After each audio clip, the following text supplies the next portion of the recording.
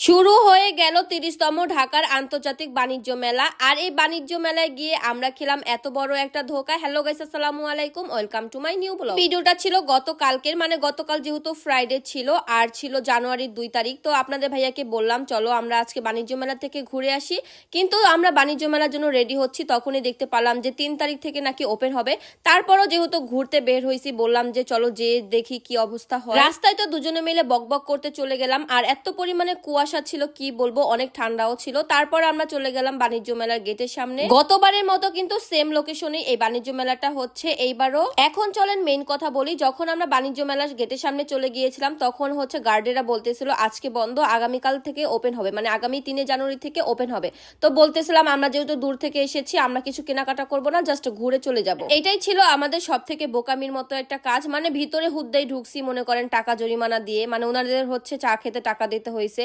দেন আমরা ভিতরে ঢুকে দেখি এরকম একটা অবস্থা, মানে কোনো দোকানপাট এখন পর্যন্ত ভালোভাবে তারা প্রিপারেশনে নেয়নি, মানে এখন পর্যন্ত গুছানো হয় না। আমি বুঝলাম না ভাই 3 তারিখে তারা কিভাবে ওপেন করবে। কয়েকটা দোকান ছিল সুন্দর করে গুছানো হয়ে গেছে, তারা ওপেনও করে দিয়েছে। যেহেতু ভিতরে ঢুকেই গেছি তাই ভাবলাম আপনাদের জন্য ভিডিও করে নিয়ে যাই। আমি হচ্ছে সবগুলো স্টলে ঘুরে ঘুরে দেখছিলাম, কিন্তু অনেকগুলোই হচ্ছে এখন পর্যন্ত কমপ্লিট করতে পারে নাই, মানে সেগুলোর কাজ চলতেছে। এই জুতিগুলো কিন্তু বেশ সুন্দর, আমার অনেক ভালো লেগেছিল। আপনাদের ভাইয়াকে বলেছিলাম কিনে দিতে, কিন্তু দাম ছিল ফিক্স প্রাইস 1600 টাকা করে, তাই আর কিনা হয় নাই। মানে আমার কাছে মনে হয়েছে প্রাইসটা একটু বেশি ছিল, তাই আমি শুধু ঘুরে ঘুরে দেখলাম আর ভাবলাম যে নেক্সটে যখন আবার যাব, মানে এখন তো শুরু হয়ে গিয়েছে, 1 মাস তো থাকবে এই মেলা, দেন শেষের সপ্তাহে যে আমি অনেক কিছু কেনাকাটা করব। এইখানে কসমেটিকের দোকান কয়েকটাও সুন্দর করে রেডি করে ফেলেছে তারা। এরপর দেখলাম ইন্ডিয়ান যে ব্যাগ কালেকশন আছে তারাও সুন্দর করে হচ্ছে ডেকোরেশন করে ফেলছে, কিন্তু তাদের কাজ আরেকটু বাকি ছিল, মানে প্রোডাক্টগুলো তারা গুছাচ্ছিল।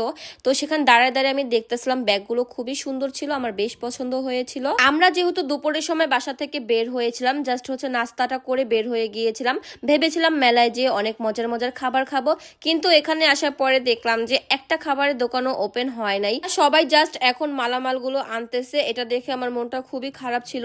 এরপর দেখেন এই কুটির শিল্পের তৈরি এই বাসাটা, বা এটা কি বলবো জানি না, অনেক বেশি সুন্দর ছিল, আমার কাছে বেশ ভালো লেগেছে। এরপর ঘুরে ঘুরে সবকিছুই দেখলাম যে সুন্দর করে তৈরি করতেছে। আসলে মেলাটা এবারে অনেক বেশি সুন্দর হবে। আপনারা যারা দূর দূরান্ত থেকে আসতে চান অবশ্যই আসতে পারেন, এটা কিন্তু বিশাল বড় একটা জায়গা নিয়ে এই মেলাটি হয়ে থাকে। আমরা সবকিছু সুন্দর করে দেখতেছিলাম যে কোনটা কোন জায়গায় আছে, নেক্সটে আসলে যেন আমাদের খুঁজতে অসুবিধা না হয়। কিন্তু কি আর করা, নেক্সটে আসলে অবশ্যই আমাদের আবার খুঁজে বের করতে কষ্ট হবে, কারণ এই মেলাটা হচ্ছে বিশাল এরিয়া নিয়ে, আর এখানে অনেক বেশি মানুষও হয়। মানুষের কারণে তো কোনো কিছু ভালো করে দেখাও যায় না, হাঁটাও যায় না।